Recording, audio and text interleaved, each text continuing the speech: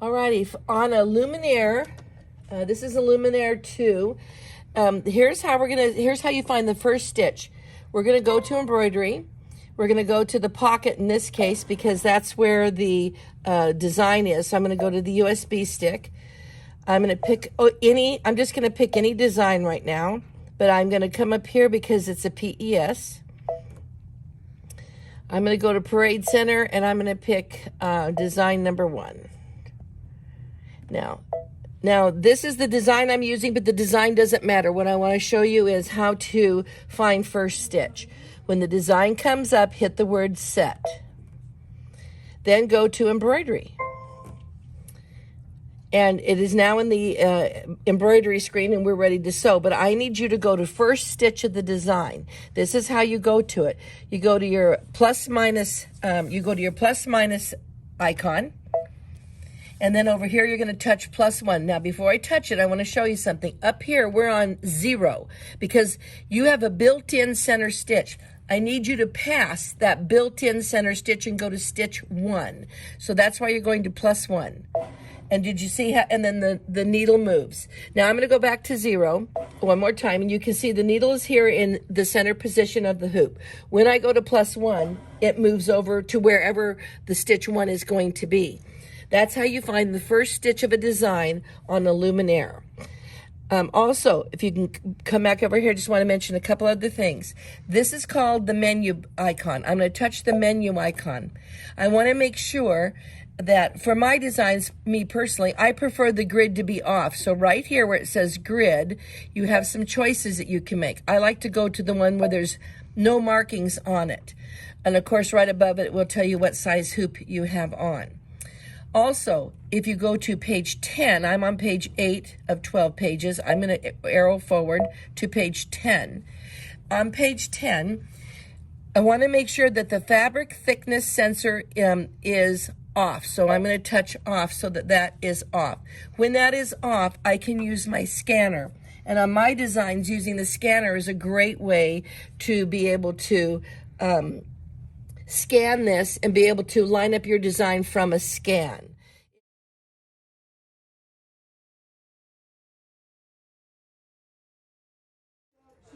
I'm going to bring in this firecracker and I'm going to line it up over here on this fabric where we had a little boo-boo here. So I'm going to line it up over here. This is how you use the scan.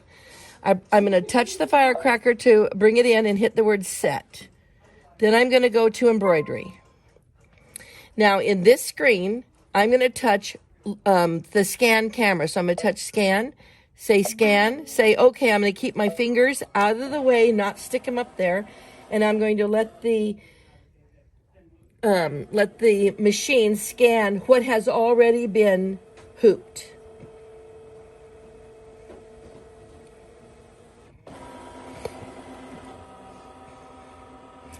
And we're going to see how well this works on very dark fabric.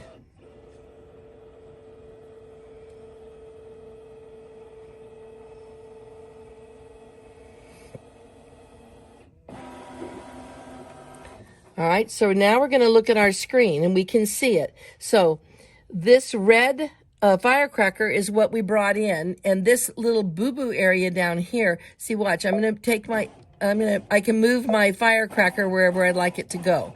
But I want it to go right here, and because I scan my fabric, I can see where I'd like it to be. So I'm going to also go right here and touch the word return. Now here's why. Because I can then use my zoom, which I can't use unless I'm in this screen. So I'm going to zoom in at maybe 200%. And then I'm going to touch my pan hand, which means I can click and drag my picture to put the view wherever I'd like it. This is the area, this little boo-boo right here is what I want to cover. And here is here is the item that I want to cover it with.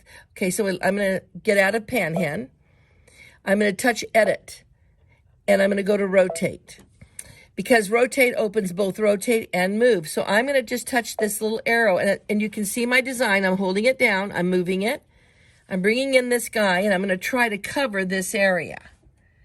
I'm going to get it over there. Now I'm going to go up a little.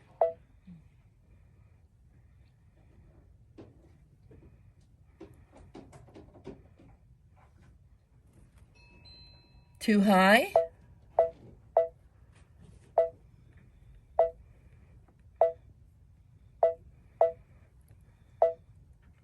I'm going to go down a couple more.